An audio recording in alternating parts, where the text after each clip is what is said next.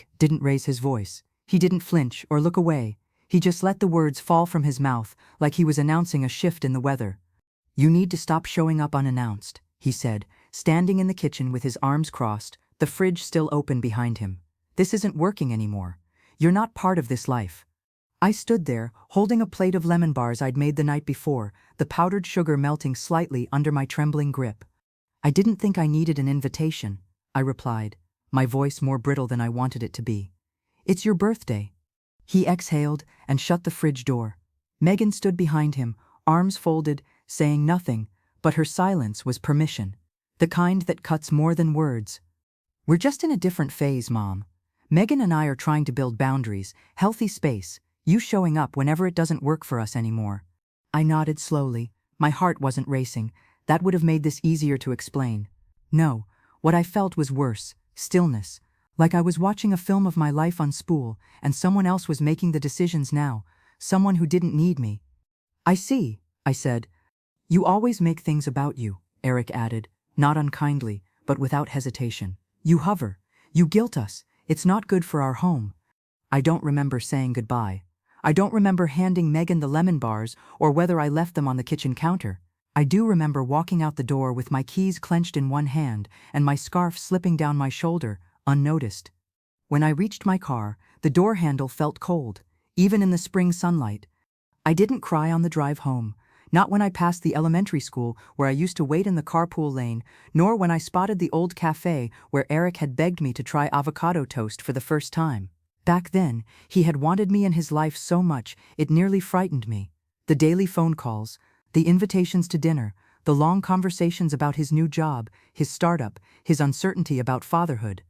Back then, he still remembered that I had stayed when his father left. When I pulled into my driveway, I sat in the car for a long time. The engine clicked as it cooled. A pair of sparrows darted between the branches of my crepe myrtle, unbothered by my stillness. Inside the house, everything was exactly as I left it. The Afghan on the couch, the kettle beside the stove, the faint scent of vanilla candles from last night's solitude. It was all too quiet. I thought for a moment about turning on the radio. Then I walked to my desk instead. The drawer stuck for a second, then gave way. Inside, a folder I hadn't touched in years, off-white and worn around the edges. I placed it on the desk and opened it slowly, like a book I'd once loved but forgotten how it ended. There were documents, neatly labeled in my late husband's handwriting, mortgage transfers, bank records, a note in my own scrawl, Eric's tuition, final payment, 2007, a photocopy of the $20,000 cashier's check I used when he and Megan bought their first home, back when the bank wouldn't approve their full loan. Back when Megan said, "We'll never forget this. You'll always have a room in our life." I reached further into the drawer and found an envelope. Inside, a letter. "Linda, if you're reading this, I'm probably gone. Don't let Eric forget. Not just what we gave, but who we are. He'll be tempted to put you on a shelf, neat and quiet. Don't let him." It was from Thomas, written the week before his heart failed. I placed the letter on the table and sat with it. My hands trembled now, not from anger, but something older, deeper, not grief, exactly, something like mourning for someone still alive. Eric had told me to stay out of his life, as if I hadn't spent it building his, as if I was some intruder at the gates of a kingdom I helped finance, furnish, and bless. That night, I didn't sleep. Instead, I boiled water for tea I didn't drink and sat at the kitchen table with the folder open in front of me. The paperwork wasn't just financial, it was a map, a record of every crossroad where I had chosen Eric over myself. Tuition, a loan, a down payment, a 6-month rent cushion during their fertility struggle, a co-signed business loan that vanished without update. I'd signed every one of them. Not once did I ask for repayment. Just recognition, just a place, a seat, a name spoken with softness. I stayed at that table until the early morning light pooled through the window. When it did, I turned over the last page in the folder, an old will I had drafted but never finalized. Eric's name sat there beside Megan's, clear as day. Beneficiaries. And suddenly, I knew what I needed to do. The lawyer's office hadn't changed since Thomas and I came here to finalize our first mortgage 34 years ago. Same water-stained ceiling tile near the door, same faded navy carpet with coffee marks too stubborn to clean. But James Pruitt had aged like oak, dignified, steady, sharper than he let on. "You kept the folder," he said, as I laid it on his desk. I kept everything, I replied. He reached for his reading glasses. I assume this is more than nostalgia. It's my son, I said, resting my palms on the table to still their shaking. He's removed me from his life, from his family. He's made it clear I don't belong, but he still holds the things I gave him like they're owed. I need to know what's mine, what I can take back. James didn't rush his answer. He flipped slowly through the documents. Tuition transfers, housing loans, a trust fund I hadn't touched in over a decade. Then he stopped at the most recent file, the incomplete will with Eric and Megan's names still inked in the beneficiary lines. This one, he said, tapping the paper. It's not filed, which gives you freedom. The trust is active though. We'll need to examine how it was structured, whether it allows full withdrawal. He leaned back, eyes meeting mine. You're not the first parent to come in with this kind of heartbreak, but you're one of the few who's prepared. I said nothing. The ache wasn't in the words anymore. It had settled behind my ribs, quiet and firm. He pulled out a legal pad and began outlining our options. We could freeze the trust temporarily under a review clause, revoke his access to the joint investment account, amend the beneficiary list on my life insurance. We could initiate a property reassessment for the secondary home he and Megan still occupied, but never fully transferred. I remembered the papers Thomas had me sign the year he got sick, when we thought Eric needed a boost to support his growing business. That business folded in under a year, but the deed still carried both our names. I want to act, I said, interrupting the scratching of his pen. Not just to protect what's mine, but because he told me to leave. I'm just listening now. James nodded once, and it was all the affirmation I needed. The rest of the morning moved with startling clarity. He made photocopies, logged digital backups, called his assistant in to notarize 2 new declarations. I signed every page with a steady hand. My name, in blue ink, felt like a reclaiming, a name they had tried to file away under obligations and guilt. By noon, I was back home, standing in the center of my living room, the silence no longer looming but waiting. I thought I might sit, maybe make tea again. Instead, I walked to the tall cabinet near the window, the one that held the albums. They were labeled by year. Thomas had started that, meticulously organizing birthdays, graduations, weekend barbecues. I found the one marked 2007 and opened it, Eric in a cap and gown, Megan holding his diploma like it was her own. Me, slightly to the side, holding the small bouquet I'd bought with the last $40 in my checking account that week. They didn't know that part. They never asked. I slid the album back and reached for a yellow folder tucked behind the frame of Thomas's military shadow box. It was full of bank statements I hadn't seen in years. On top, a sticky note in Thomas's handwriting. For Linda, if you ever need to remind yourself. Below that, the ledger of all we gave. I spent the afternoon cataloging everything. Not just the money, the hours babysitting, the groceries I stocked in their fridge when Eric was laid off, the year I cashed out half my pension to cover their IVF consultations, which Megan later referred to as a phase we didn't really commit to. I wasn't keeping score. I was naming the sacrifices they pretended didn't exist. I didn't eat that evening. I wasn't hungry, only driven. There's a particular momentum that settles in when grief hardens into resolve. I called the investment firm to begin the withdrawal review. I called the bank to freeze the shared savings until further notice. I called the county registrar to check the current deed status on the secondary property. And then I called a locksmith.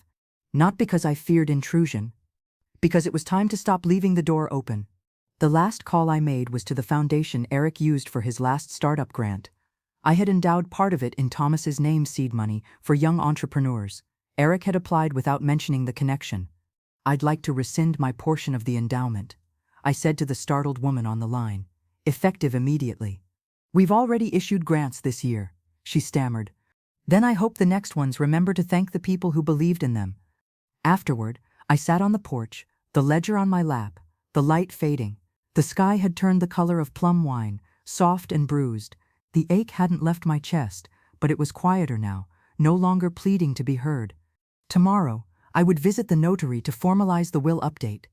But tonight, I would sit with everything I remembered and everything they had forgotten. By Friday morning, the paperwork was filed. James had forwarded confirmation that the trust suspension was active. The bank had locked the joint account, and I had changed all secondary access pins. The insurance office had reissued the beneficiary forms with Eric and Megan's names removed, replaced by a scholarship clause for a literacy program I'd once volunteered with. I initialed every page without a tremble. That afternoon, I took the long way home.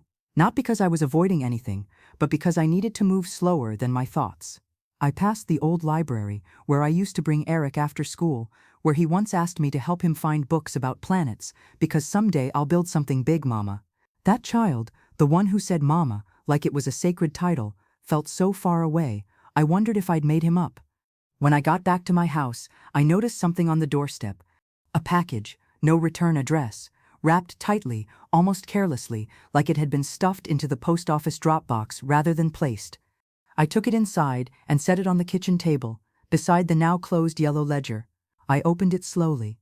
Inside was the framed photo I'd brought to Eric's birthday, a black and white image of him sitting on Thomas's shoulders, grinning with ice cream smeared on his cheek. No note, no text, just returned. I stared at it for a long time. The act wasn't violent. It wasn't cruel, not directly, but it was surgical, precise. The kind of message that says, we don't need your sentimentality, we don't need your memories. It was the clearest confirmation that I was being erased. I stood, walked to the back of the house, and opened the door to the garage. In the far corner sat a stack of boxes I hadn't touched in years. Everything, from Thomas's service papers to the baby blanket my mother crocheted for Eric when he was born. I pulled down the lid on the largest one. Inside were layers of carefully folded clothes from the years after Thomas passed. Widowed silence clothes, grief-worn sweaters, old house dresses. Beneath them, envelopes, receipts, checks I had never cashed, cards, things you keep when you believe someday they'll be remembered.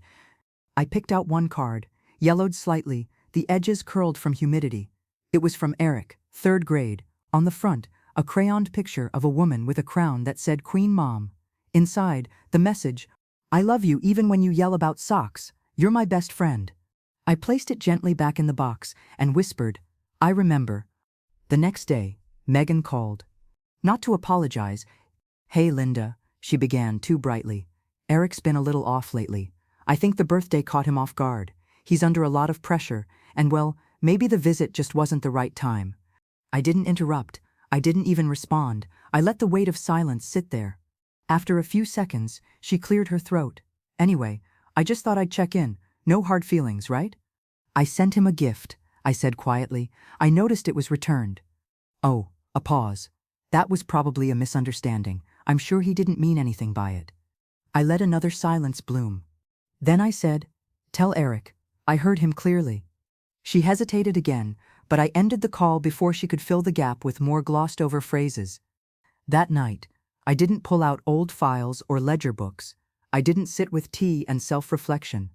I simply lay on the couch, the lights off, the hum of the refrigerator, the only sound in the house. And I waited. I waited to feel anger, something sharp and righteous that could rise like a shield. But it never came. Instead, I felt a different kind of clarity. I wasn't mourning what Eric had said. I was mourning that I had expected anything different. Thomas once told me, during one of Eric's rebellious college years, a parent's biggest heartbreak isn't who their child becomes, it's realizing they stopped looking back. I think Eric had stopped looking back a long time ago. I just hadn't seen it. The next morning, I packed a small bag, not to leave, not permanently, just for the weekend. I needed air that didn't carry echoes. I drove to a small town 2 hours north, where the lake house Thomas and I had once rented still stood, now turned into a modest inn. The woman at the front desk didn't recognize me, which felt like relief. She handed me a key and said, 2nd floor, lake view. No one's booked the rooms on either side. I thanked her and climbed the stairs. Inside, the room smelled of cedar and linen. There was a small balcony with a rusted table and 2 chairs. I stepped outside and breathed in the wind off the water. The lake looked like slate glass, rippling only slightly. That evening, I walked the shoreline path. Bare trees leaned slightly over the water, their reflections doubled in the still surface. I found a bench old, mossing at the edges, and sat down with my coat drawn close. 2 ducks passed by. A boy skipped stones nearby, his father counting each bounce with enthusiasm. And for the first time in weeks, I let my eyes close, not to forget, but to rest. I stayed at the lake, 2 nights longer than planned. No one called, not Megan, not Eric, not even a perfunctory "did you make it home safe" kind of text. And I didn't reach out either. The silence between us wasn't a wall anymore. It was a decision, made and sealed. Back at home, the inbox held two pieces of mail. One was from the foundation I'd withdrawn support from, a brief, polite letter acknowledging my departure. The second was from Eric.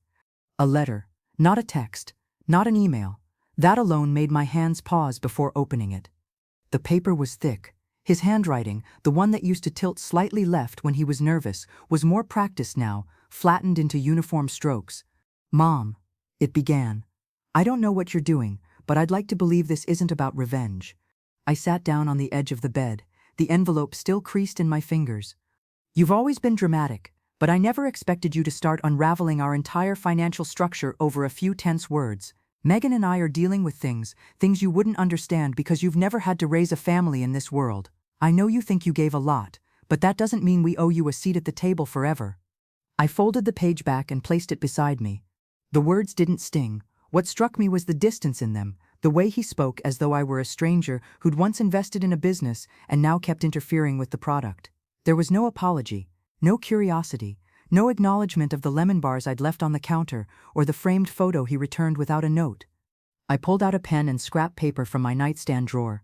And I wrote, not to respond, but to remember. You were never an investment. You were a decision.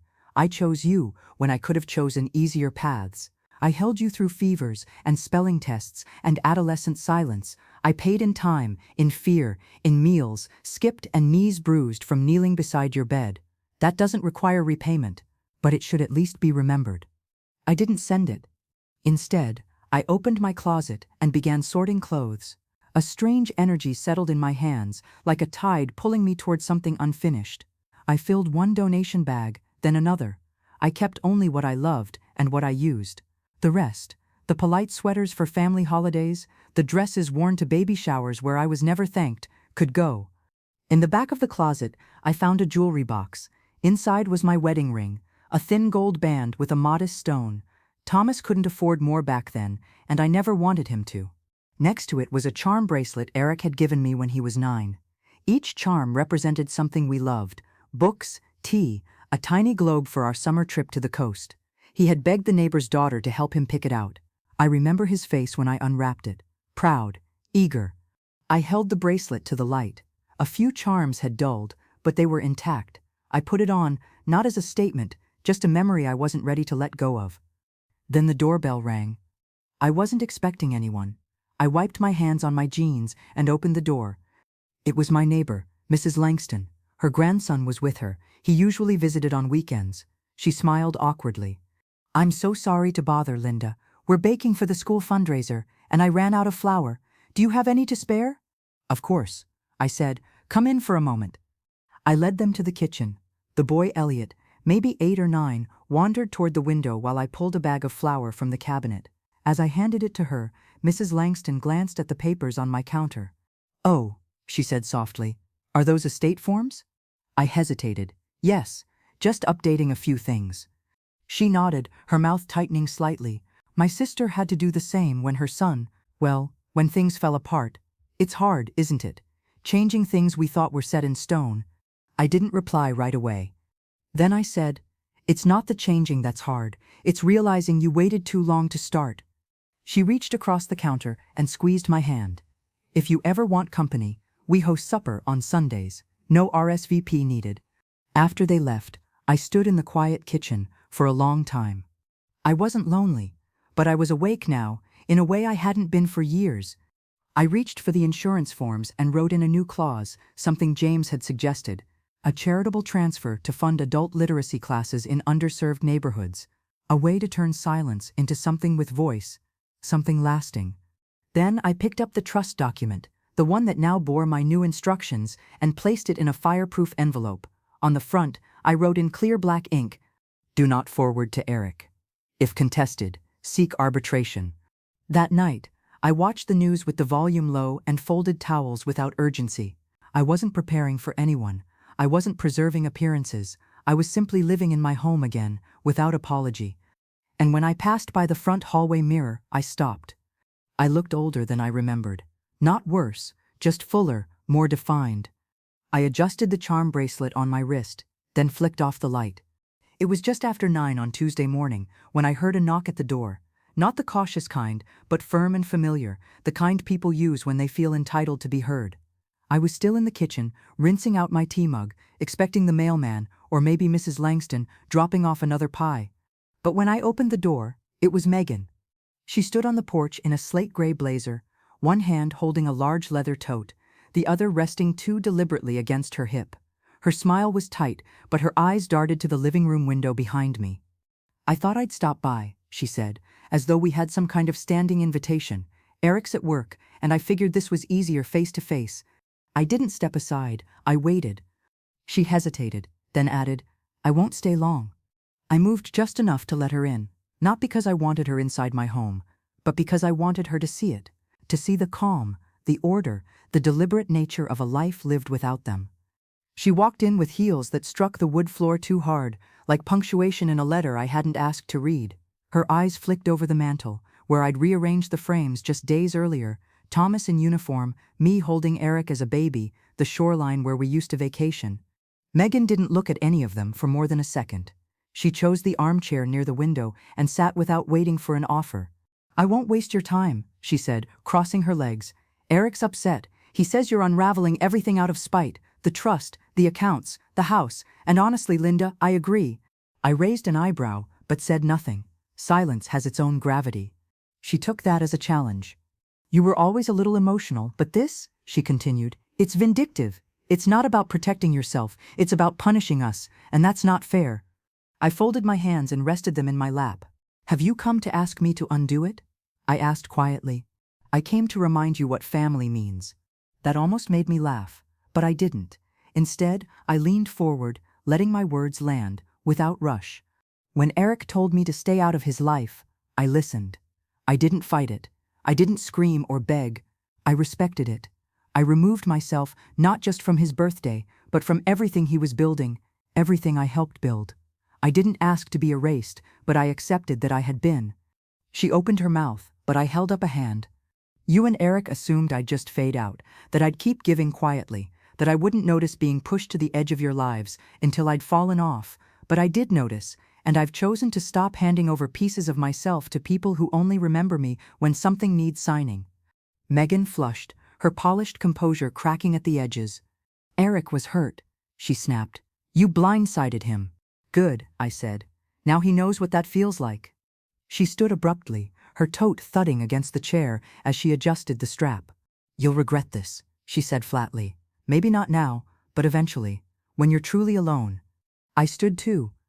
I was alone the minute you both decided I wasn't worth a seat at the table. She didn't say goodbye, she didn't slam the door, she just walked out like the room had nothing more to offer her. I stood at the window and watched her cross the yard, heels sinking slightly in the grass, her stride quicker than when she arrived. After she drove off, I returned to the table and picked up my mug. Still warm, I finished the last sip of tea, bitter now, but real, not sweetened for anyone else. Later that afternoon, I went to the attic. It was time to find the last set of documents, the ones Thomas had tucked into the cedar chest under the window eave. I hadn't opened that chest in years, not since we put away the last of his medical records, his notes on our mortgage, and a sealed envelope marked Final Estate Instructions. The hinges creaked as I lifted the lid. Dust floated in thin shafts of light from the attic vent. Inside, beneath a folded army blanket, were 2 fireproof folders and 1 heavy envelope. I brought them down to the dining table and opened them slowly. The envelope held our original will, before the edits, before Megan. It named Eric as executor, yes, but it also gave me sole authority on any revisions should Thomas pass first. There was a line in Thomas's handwriting. "If Linda is left alone, she chooses how our legacy continues, fully, without contest." That was all I needed. I scanned and saved the document, then slid it into the growing folder of files I kept in my lockbox. One day, it might be needed. One day, someone might try to argue that I was unstable, confused, emotional. But that line, in his steady pen, would stand beside me long after my voice could not. That night, I made myself a real dinner. Not soup or toast, but pan-seared salmon with lemon and thyme, green beans and wild rice from the jar I only used for guests. I ate at the table, cloth napkin, candle lit, no company, just presence. Afterwards, I sat outside under the porch light, listening to the distant hum of a lawnmower 2 streets away. I wore the charm bracelet again. It clinked softly against my wrist as I lifted my tea. I didn't feel triumphant. I didn't need to. What I felt was anchored. For the first time in years, I wasn't orbiting someone else's gravity. 3 days passed without another knock at my door, and I was grateful. Megan's visit had felt less like a conversation and more like a warning wrapped in civility. I hadn't answered her unspoken request, and I wasn't going to. The matter, as far as I was concerned, was closed. But then the mail came. It was Saturday, early afternoon. A humid breeze was lifting the edges of the doormat as I stepped out. Among the usual bills and circulars was a thick envelope from a courier service. My name was typed on the front, no return address. I brought it inside, broke the seal, and sat down. Inside was a packet of documents. Tucked between pages of dense legal print was a small yellow sticky note, Eric's handwriting this time. "We just want to move forward. Please don't escalate." I turned the first page, a preliminary transfer agreement. The same kind I remembered from years ago when Thomas and I refinanced the house. Only this one included 2 new names, Eric and Megan. My name was still listed under primary owner, but the signature line, my line, was highlighted in pink. Attached was an itemized list of proposed asset redistribution, couched in language designed to sound neutral. The house, the retirement investments, even the family cabin in North Carolina, which they had never visited in the last decade, but now referred to as a property of sentimental value. I read each page carefully, slowly, like the slow shifting of earth beneath a fault line. At the back was a spreadsheet labeled Historical Contributions. My eyes lingered on the lines. 207, tuition assistance, $18,000, gift non-recoverable. 2013, down payment on home, $40,000, voluntary contribution. 2020, business loan support, $25,000, unconditional family aid. They'd itemized my love. They turned my generosity into footnotes. I sat very still for a while. My tea had gone cold. The house was quiet, except for the refrigerator humming and the occasional creak of wood expanding in the afternoon heat. I didn't cry. I didn't pace or slam a drawer. Instead, I stood and went to the bookshelf. On the second shelf, tucked between an old dictionary and a church cookbook, was a file folder I hadn't opened in years. Inside it were the original bank receipts, handwritten letters of thanks from Eric at different milestones, and most importantly, a signed acknowledgement form from the business loan I'd helped him secure. It was right there, in black ink, from 7 years ago. In the event of default or business dissolution, I understand that repayment is not expected, but acknowledgement of contribution is legally binding for future estate evaluations. He had signed it willingly, smiling. I remembered. Grateful. I laid the folder next to the new documents, then turned them side by side, his latest version scrubbed of emotion, next to the inked history I kept, because I trusted him not to forget. That was my mistake. The doorbell rang. This time, it wasn't Megan. It was Camille, the daughter of my friend Judith, who had passed away 2 summers ago. Camille now ran the local nonprofit center downtown.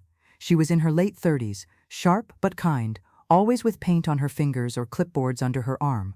"I know this is out of the blue," she said when I opened the door, "but we're running behind on our tutoring rotation. Our Saturday volunteers backed out last minute. Would you—" "Yes," I interrupted before she could finish. She blinked. "Really? You're sure?" "I'm very sure." An hour later, I was seated at a folding table inside a converted church basement.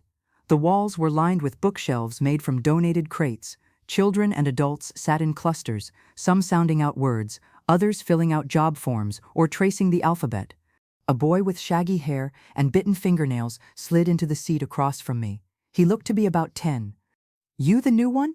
he asked. "I am." "Can we skip the boring stuff?" "No," I said, smiling, "but we can make it go faster if we work together." He groaned, but opened his workbook. For the next 2 hours, we went page by page. I corrected his spelling with a pencil, not a red pen. I paused when he stumbled, but never once finished the sentence for him.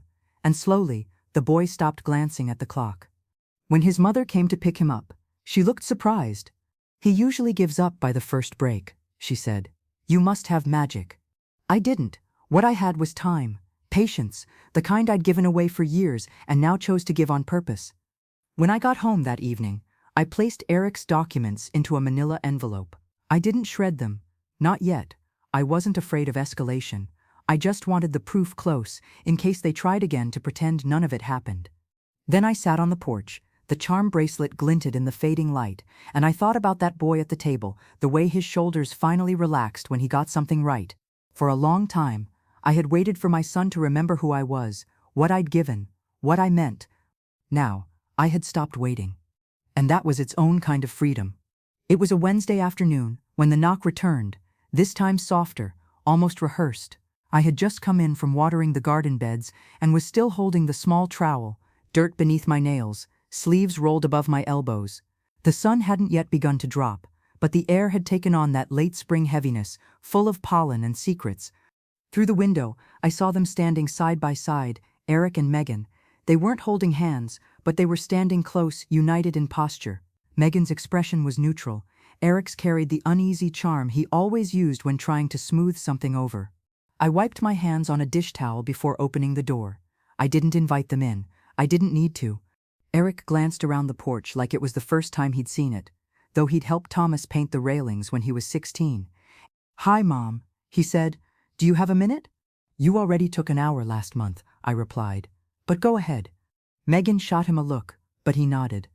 "I think we've all let things get a little out of hand," he began. "The paperwork, the frozen accounts. I know I said things I regret. I was upset, but we don't want this to be a war. We came to talk," Megan added quickly. "Not to argue, we think this has gone far enough, for everyone's sake." I folded my arms and waited. I could feel the warmth of the sun still clinging to my skin, grounding me. Eric cleared his throat. "We know you've made changes to your estate. We understand, and if that's what you need to feel secure, then we won't contest it. But we were hoping," Megan interjected, "that maybe we could find a more balanced way forward. Maybe revisit how the assets are structured, just in good faith." "Balanced," I repeated. "Is that what this is about?" Eric hesitated. "Mom, it's not just about money. It's about legacy, about keeping the family connected." "You severed the connection the day you told me to stay out of your life," I said calmly. "That wasn't a request, it was a declaration, and I honored it." He exhaled, trying to smile through it. I was overwhelmed. Things were happening fast. The business, the baby talk, the house. "You didn't mention a baby," I said quietly. Megan froze. Eric shifted. "We were trying. Still are. And maybe part of why I said those things was because I felt suffocated, like we couldn't build our own family with you always in the background." "Suffocated by the woman who paid for your foundation?" I asked. "Who co-signed your first lease and cleaned your kitchen when your wife was on bed rest? Suffocated by the memory of being cared for?" He winced but didn't interrupt. I stepped out onto the porch with them, letting the screen door close behind me. The warmth of the sun felt heavier now. Not unwelcome, just sobering. "You didn't want me in your life," I said, facing Eric fully. "And I accepted that. But what you didn't account for was that I would stop giving to a life I was no longer part of, that I would start reclaiming what I built, not to punish, but to protect." Megan looked at me then, really looked. Her voice was quieter when she spoke again. "We were wrong," she said, "about a lot of things." I looked at her. She was still beautiful, still composed, but now I could see something brittle behind the eyes. Maybe guilt, maybe fear, maybe both. "I'm not angry," I said. "Not anymore. I'm just done being convenient. If you want a legacy, build one. If you want a family, nurture one. But don't expect me to offer pieces of myself to fill the gaps you create." Eric's shoulders sagged slightly. "So that's it?" "No," I said. "That's a beginning, just not the one you expected." We stood in silence for a moment. A cardinal landed on the railing nearby, its feathers bright against the chipped white paint. It didn't seem to mind our presence. "You can stay for tea if you want," I said after a moment, "but not to negotiate, just to sit, just to see each other, as we are now." Megan blinked, surprised. Eric nodded slowly. "I'd like that," he said. I turned and went inside, not looking back to see if they followed. I set out 3 cups. I boiled water. I placed the charm bracelet on the counter beside the kettle, letting it rest there, something quiet, something known. When they entered, I didn't speak first. I let the tea steep, let the silence build something other than tension. We sat at the table where I had once paid their credit card bills in secret. where I had addressed envelopes for baby shower invitations that were never sent to me. The porch still held the late light, and through the open window I could hear wind chimes in the neighbor's yard, soft, almost melodic. We didn't talk about the trust, or the house, or the ledger. We talked about the garden, the upcoming rain, the name Eric had once chosen if he ever had a daughter. Iva. I remembered. The tea grew cold before any of us noticed. I poured it anyway. No sugar, no lemon slices, just the kind of plain black tea I used to drink when I didn't have time for frills. Megan sipped politely, her eyes flicking now and then toward the charm bracelet beside the teapot. Eric barely touched his cup. He kept looking at the walls instead, at the family photos, at the bookshelf where Thomas's old pocket watch still sat inside a cracked glass dome. The silence wasn't heavy, it was purposeful. I knew what they wanted when they showed up, not the tea, not the small talk about the weather or my marigolds blooming too early. They wanted to test the temperature, but I didn't budge. After a few minutes, Megan placed her cup gently on the saucer and said, "I didn't know you kept all of this, the letters, the photos, the watch." "I don't keep things for show," I replied. "Everything here is a part of something that built this home, and some things stay even when people leave." Eric shifted. "Mom, I think we all agree the last few months have been painful, but you have to admit it got out of hand on both sides." "No," I said, "I don't." That stopped him. I reached for the bracelet and slid it back onto my wrist. The metal was cool, the charms light but solid. "You pushed me out, then you packaged up what I gave you and tried to hand it back like it was baggage, and now that I've reorganized my life, you're surprised I didn't do it in your favor." Eric looked down. Megan leaned back, her hand resting on the tablecloth as though grounding herself. "I'm not here to keep punishing you," I continued. "I'm here because this is my house, because I have nothing left to lose when it comes to your approval. That's the difference. You wanted me to disappear quietly, but I remembered who I was before I was your mother, and I decided she deserved a voice." Megan's voice was gentle. "We just thought maybe we could reset, start small. You could come over sometime, for dinner. No expectations." I didn't respond right away. I watched the steam rise faintly from her cup, curling and vanishing like something that didn't know how to settle. Eric spoke again. "You could even help us choose nursery paint colors. That's happening. It's not official yet, but Megan's pregnant." I looked at her. She gave the smallest nod, lips pressed together. I stood slowly, not in anger, but to put something between us. I walked to the living room shelf and picked up a photo from a wooden frame. Eric at 5, his cheeks sticky with jam, his hands raised in triumph as he stood next to the crooked birdhouse he'd built with Thomas. "He used to say I was his whole world," I said, holding the frame, not looking at them. "And then that world got crowded, which is how it should. But you don't burn the first bridge you ever walked across. Not if you want to find your way back." When I turned, Megan was wiping her eyes. I sat back down and finally looked at both of them with the kind of clarity that only comes from having nothing left to protect but your own peace.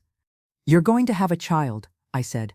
"That's a promise, and a warning, because that child will love you like you hung the moon, and then one day they'll ask you to step back, and you'll think of me." Eric looked pained, but not angry. Just quiet. I picked up the envelope that had been on the counter all week, the one labeled for Eric, unopened. I had filled it after their last visit, when the charm bracelet and the memory of his childhood felt too sharp to hold on to, but too precious to destroy. Inside was a single sheet of paper. A list. Not of debts, not of costs. Just memories. First lost tooth, August 1990. Ice cream cone in the rain, July 1994. Hospital fever scare, March 9th. Night you couldn't sleep without my hand on your back. Every Tuesday for a year. First recital you almost skipped, but I didn't let you. First love. First heartbreak. First time you told me I embarrassed you. First time you said you didn't need me anymore." I handed it to him across the table. "I'm not asking for a relationship," I said. "I'm asking you to understand the one we had." He took the envelope, like it was heavier than it should be. Megan glanced at it, but didn't ask what was inside. "I don't know how to fix this," Eric admitted. "It's not about fixing," I said. "It's about remembering, and not pretending that absence is the same as forgiveness." They left not long after. Megan hugged me at the door. Eric paused, then placed his hand on mine. "Thank you for the tea," he said. "You're welcome," I replied, "and good luck with the nursery. Yellow is always safe. When the door closed, I stood for a moment, letting the stillness return. The room didn't feel empty. It felt intact. Then I returned to the kitchen, rinsed the cups, and hung the towel back on the hook. A breeze moved through the open window, lifting the edge of the tablecloth and carrying with it the faint scent of lilacs from the yard. And I let it carry me, just a little. I didn't expect the letter. It came folded neatly inside a white envelope with no return address, just my name in steady, unfamiliar script. I found it wedged between the local paper and a retirement catalog I hadn't requested. The envelope was heavier than it should have been. When I opened it, something slipped out and clattered softly on the floor. A key! I stared at it for a moment before unfolding the single sheet of paper that came with it. Linda, I hope you'll recognize the address. The house was never what made it ours, it was what you kept alive inside it. I know I forfeited my place in that memory. I won't ask for anything more than a chance to return what should have never been claimed so carelessly. The key is yours again. Ia. I stared at the words until they blurred. It took me a moment to realize he was talking about the cabin, the one in North Carolina, the one Thomas and I saved for 10 years to buy a place meant for holidays, for hand-built shelves and hammocks that frayed over time. We'd signed it over to Eric in one of those generous, misguided gestures parents make when they believe time and gratitude are guaranteed. He never used it. But now, after all the cold silences, after the receipts and forms and hollow negotiations, he was giving it back. I placed the key in my palm and closed my fingers around it, not tightly, just enough to feel the shape of it. Old brass, familiar not by sight, but by the weight it carried. That night, I didn't sleep. Not because I was angry or unsettled. I was something quieter than either. Still, but not content. I sat at the dining table in the dark, with only the stove light on, the letter beside me, the charm bracelet on my wrist, and a small notepad open to a list I had started months ago, things I wanted to reclaim. The cabin hadn't been on it. But now I saw how much I had missed the trees that swayed without permission, the chipped paint on the deck Thomas had insisted on staining by hand, the sound of gravel under tires after long drives through winding roads. I left early, the next morning. I didn't call anyone. I packed a weekend bag with a few clothes, a book I'd read 3 times already, and a photo of Thomas I kept in a frame with the glass cracked at one corner. I stopped by the bakery for a thermos of coffee and drove with the windows halfway down, letting the spring air lift the edge of my scarf. The roads got quieter as the hills grew taller. I remembered the way Thomas used to whistle when the incline made the engine strain. I remembered how Eric once threw up in the back seat from all the curves and then laughed the next time it happened. The cabin had held our worst days and still stayed ours. When I pulled into the gravel drive, the grass was higher than it should have been, and the front steps looked like they needed sanding, but it was still there, the same screen door, with the rip in the bottom corner. The wind chime Thomas made from old spoons still clinked gently, dulled by years of rust but unbroken. I unlocked the door. The air inside smelled of wood and faint dust. I opened the windows one by one, letting the breeze pass through like breath returning to lungs. Nothing had been touched. The books were still on the shelves. The quilt I stitched the winter Thomas got sick was still folded at the foot of the couch. A dried bouquet in a mason jar on the table had long lost its scent, but not its shape. I sat down and placed the key in the bowl we used for pine cones and spare change. I didn't unpack, not right away. I needed the silence first, the good kind. Later, I walked the perimeter of the property. The swing Thomas hung from the old oak was still there. The beam sagged a little. The rope had moss along one side, but when I sat, it held me. I stayed there until the sun dropped low, painting everything in that deep golden wash that makes shadows softer than they are. I didn't think about Eric, not with resentment, not even with pain. I thought of the boy he had been. I thought of the man he was trying to become. I thought of how long it takes to build something true, and how quickly the world teaches you to measure worth in signatures and silence. But this place had no need for signatures. It remembered us anyway. I built a fire that evening, in the old stone hearth. It took longer than it used to. I'd forgotten the rhythm of dry kindling, of slow flame. But once it caught, the room changed. It came alive again, not with nostalgia, but with presence.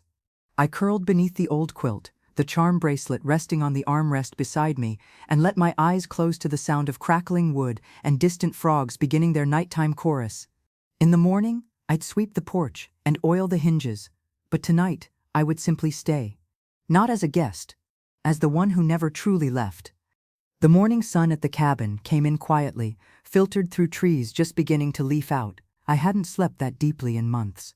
The kind of sleep that doesn't erase the past, but tucks it far enough back so the present can breathe. I made coffee the way Thomas used to, boiling water on the stovetop kettle, pouring it over coarse grounds in the metal French press that had survived 3 decades and a dozen moves. The kitchen smelled of cedar and coffee, and the faintest touch of pine sap from the woodpile outside. There were birds again, too. I hadn't realized how much I missed the sound of things that didn't expect anything from me. I took my mug to the porch and sat on the top step, quilt wrapped around my shoulders. It was early, but the light had that golden pink quality that makes everything look just a little more forgiving. For a long time, I thought about nothing. Then I thought about everything. And then I thought about what I might do with this place, now that it was mine again, not as inheritance, but as return. That peace lasted until just after noon, when the phone rang. The sound startled me. I had left the small flip phone I carried for emergencies on the kitchen counter, half forgotten.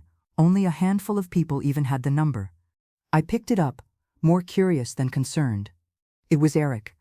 "I heard you went to the cabin," he said, without greeting. "The neighbor called, said they saw a woman come in alone and figured I should know." The way he said it, like I was a trespasser in a place I had built with my own hands, made my jaw tighten. "I used the key you sent," I said calmly. "Was I not supposed to?" "That's not what I meant," he replied quickly, then softened. "I just wasn't sure you'd actually go." "I wasn't sure either," I said. A pause stretched across the line. "Does it still feel like ours?" he asked, his voice quieter. "It feels like mine," I said, which is all I ever needed it to feel like. Another pause, longer. "I've been thinking a lot," he said eventually, "about everything, about how we ended up here. I know I haven't made things easy." "You made things clear," I corrected, "which is different." "I think I'm scared," he admitted. "I've been trying so hard to build something that matters, and I keep losing sight of the people who already did." It was the most honest thing I'd heard from him in years. "I'm not your foundation anymore, Eric," I said gently, "and that's a good thing. But don't rewrite the blueprint and then ask me to pretend I still fit inside it." "I don't know how to come back from this," he said. "You don't come back," I replied. "You move forward, you remember, you carry what matters."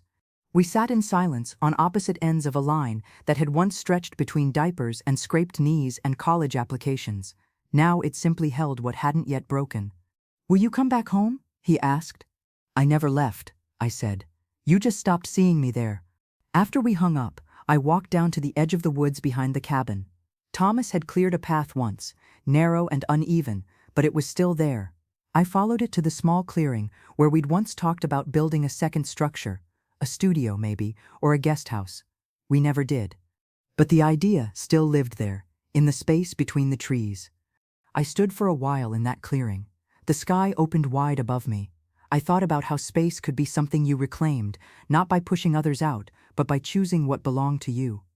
When I returned to the cabin, I pulled out the notebook I'd packed and began to sketch. Not a blueprint, not quite, just lines and notations. A reading nook, a porch swing, a pantry for winter storage, a little more insulation in the bedroom walls. I wasn't planning for guests. I was planning for permanence. That night, I cooked pasta with olive oil and garlic. Nothing fancy, just enough to remind me that I could feed myself and enjoy it. I read 3 chapters of the book I'd brought, then placed a bookmark in it that Thomas had made from a bent strip of copper. And just before bed, I sat at the kitchen table and wrote a letter, not to Eric, not to Megan, not even to Thomas. I wrote to myself, "You are not waiting anymore. You are not mourning what you gave. You are building, and this time, it's for you." I folded the paper and placed it in the drawer where we used to keep takeout menus. The drawer had always been a place of easy decisions. Now, it held a different kind. It rained the next morning. Not a heavy, punishing storm, just a soft, steady rhythm of droplets against the roof, like the sky remembering how to weep gently. I stayed in bed longer than usual, listening. No radio, no phone, no voices but the forests. I hadn't realized how much noise I had filtered through my days back home. Notifications, passing cars, the distant clink of mail slots and neighbors' arguments. Here, it was all quieter. Even my own thoughts seemed to speak at a different volume. When I finally got up, I wrapped the quilt around my shoulders and shuffled into the kitchen. Coffee, again. But this time, I watched the window as the kettle hissed. The clearing outside looked different under rain, softer, almost porous, like the land itself was letting go of something old. Mid-morning, I put on my coat and boots and stepped outside. I'd planned to walk the path again, maybe start sketching where I wanted the new steps to go near the back deck. But halfway across the gravel, I stopped. A car was parked at the edge of the drive. A small silver sedan, clean and unfamiliar, the kind you lease when you're trying to start over or when you've just escaped something. I squinted. The windows were tinted just enough to obscure the face inside. I waited, still holding my notebook, breath held low in my chest. Then the door opened, and a woman stepped out. She was young, late 20s, maybe early 30s. She wore a dark green rain jacket, and her hands were visibly shaking as she clutched something, paper maybe, folded small and damp around the edges. "Is this?" she called hesitantly, her voice thin and cracking under the drizzle. "I'm sorry. This used to be the Harrison place, right?" I didn't answer at first. I just tilted my head, watching her shift on her feet. She was nervous, but not from fear, from shame. Maybe, or hope. "Yes," I said eventually. "It still is." She exhaled, visibly relieved, and took a step closer. "I'm sorry to just show up. I wasn't sure you'd still be here. You were expecting someone else." She swallowed.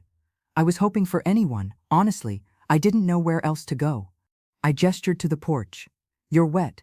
Come inside. We can talk better in the dry." She hesitated, then nodded, following me to the steps. Her boots left wet crescents on the boards, but I didn't mind. Inside, I handed her a towel. She sat on the edge of the couch like it wasn't meant to hold her weight. "My name's Anna," she said quietly. "I used to come here when I was little, with my mom. She cleaned the cabin in the summers, years ago. I don't know if you'd remember." I searched my memory. "A young woman, yes, Maria. She used to bring a little girl with her who liked to arrange the pine cones in rows along the porch rail." "You stacked the pine cones," I said. Anna blinked, then smiled. "I did." I sat in the armchair opposite her. "What brings you back?" She unfolded the damp paper in her lap. It was a rental agreement, half-filled, unsigned. "I left someone," she said. "It got bad. Then it got worse, and when I finally got out, I remembered this place. I remembered how it felt to be here. Safe. Still." She looked up, her eyes wide and brimming. "I don't want to stay. I know I can't. I just needed somewhere to breathe for a minute." I nodded slowly. I didn't ask questions I didn't need answers to. Her eyes already told the story, the kind of story where silence was protection, not evasion. "You're not intruding," I said, "not if you needed somewhere that remembered you." She held the towel tighter.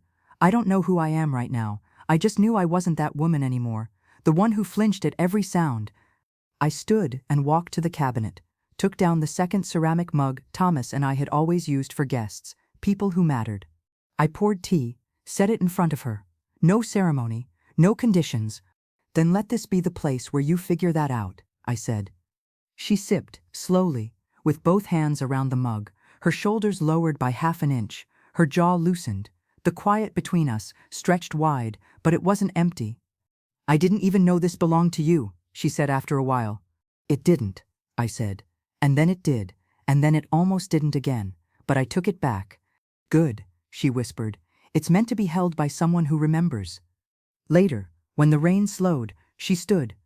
"I should go. I have a place. It's temporary, but better than before." She folded the towel neatly and placed it on the arm of the couch. Then almost shyly, she pulled something from her pocket, a pine cone. "From the edge of the drive," she said. "Figured it might belong here." I smiled, took it gently from her, and placed it in the old bowl on the table, the one that had once held keys, now filled with small objects of meaning, a stone from the path, a broken seashell, a bent nail from the porch step Thomas never got to fix. As she left, she turned at the door. "Thank you for remembering me," she said. "I think we do that for each other," I replied. When the door closed behind her, I sat on the couch and looked at the pine cone. It wasn't much, but it was something. No one leaves without leaving something behind. That night, the wind changed. You learn to notice things like that when you've spent enough time away from distraction. It wasn't just the temperature or the way the branches bent differently. It was the feel of it, like something unspoken had turned its face in my direction. I stood on the back porch, just after dinner, watching the mist rise from the forest floor, listening to the hush of leaves above. The dishes were still in the sink. The book I had started was face down on the chair inside, and the charm bracelet on my wrist tapped faintly each time my fingers moved. I didn't want the moment to end, and I didn't need it to last forever. I only wanted to hold it long enough to know I had lived inside it. That's when I heard the car. Gravel under tires. A slow, tentative crunch. My breath caught, but not in fear. I waited. From the porch, I could see the outline of headlights pulling into the drive. The same silver sedan Anna had used, but this time it was someone else behind the wheel. When the door opened, I recognized him before he stood to full height. Eric. He was holding something in his hands, a paper bag, damp around the bottom. He didn't wave, didn't smile, just walked up the steps and paused near the railing. "You always said the porch needed sanding," he said. "I remember." He looked tired, not unwell, just worn in a way that people only get when something inside them has stopped resisting the truth. "I brought dinner," he said, lifting the bag a little. "Figured I'd get here too late, but I wasn't sure." I didn't move right away. Then I stepped aside and opened the door. Inside, we didn't speak much.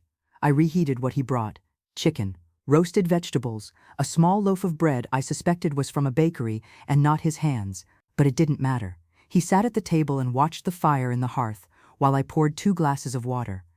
We ate in relative quiet. No talk of money. No talk of the will. Not even the baby. After we finished, I poured us tea. When I placed the cup in front of him, he finally said, "I saw the cabin once, after Thomas passed, drove up here, just sat in the car, couldn't bring myself to come in." "Why?" "Because I knew it still belonged to you, even if the deed said otherwise." I sat down across from him, wrapping my hands around the warm ceramic mug. "I gave it to you because I thought you'd bring your children here," I said. "Thought maybe you'd build something out of what we left behind." "I was afraid," he said, "afraid I couldn't match what you two had."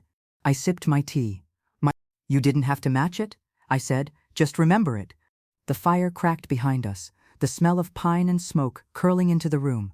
"I was angry for a long time," he admitted. "Angry that you made it look easy, the giving, the patience, the steadiness. I thought if I rejected it, I could build something stronger, my own." "And did you?" He shook his head. "I built something louder, but not stronger." His voice caught, just slightly. "You still have time," I said, "but you can't build anything that lasts if you treat people like scaffolding." He looked at me then, really looked, not as his mother, not as the woman who paid his tuition or stood behind him at every school play, just as someone who had made peace with herself and who wasn't bargaining for his attention anymore. "You'd have liked Dad at my age," he said. "He was starting to lose his hearing, right? But still insisted on reading aloud at night. He said the words didn't matter if you only kept them to yourself." Eric smiled faintly. "I think I forgot how many things he gave me that I never said thank you for." "That's all right," I said. "You're remembering now." We cleared the dishes together, slowly, without choreography. He dried while I washed. The rhythm was quiet, shared. Before he left, he reached into his coat pocket and pulled out a small notebook, leather-bound, edges frayed. "I started writing," he said. "Megan said I should. I didn't know where to start, so I began with memories." He handed it to me. "Page 32, he added, then turned toward the door. I walked him out to the porch. The wind had stilled. The stars had begun to claim the sky, one by one. At the steps, he turned. "I was wrong," he said. I nodded. That's how most important stories begin. After he drove away, I sat on the porch and opened the notebook. Page 32. "You taught me how to stay when leaving was easier. I didn't understand the cost until I saw how quiet the world was without you in it. I stayed at the cabin 3 more days, not because I was avoiding anything, but because I no longer felt the urge to rush back. The world outside would continue without my constant presence, and here, among pine needles and silence, I had found a rhythm I wasn't yet ready to surrender. Each morning, I walked the perimeter of the clearing, noting the way the light shifted across the underbrush, the steady return of birdsong, the faint creak of the old swing when the wind caught it just right. I made tea with intention. I cooked meals that were simple and enough. I read until the words stopped competing with my own thoughts. Eric didn't call again. He didn't need to. The notebook he left behind sat on the kitchen table, its pages slowly absorbing the cabin's scent, pine, smoke, and earth. I reread page 32 more than once, but I didn't flip past it.